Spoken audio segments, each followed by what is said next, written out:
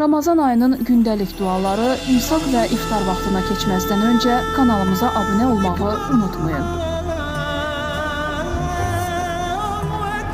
Mart ayının 20-si Ramazan ayının 20-ci günüdür. Martın 20-sində imsak vaxtı saat 05:18, iftar vaxtı isə saat 19:07-dədir.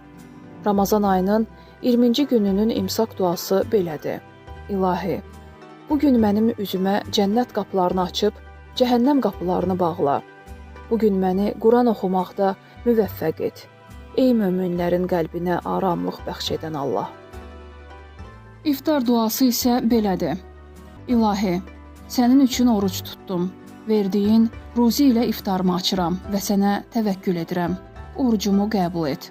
Həqiqətən sən duaları eşidən və hər şeyi bilənsən.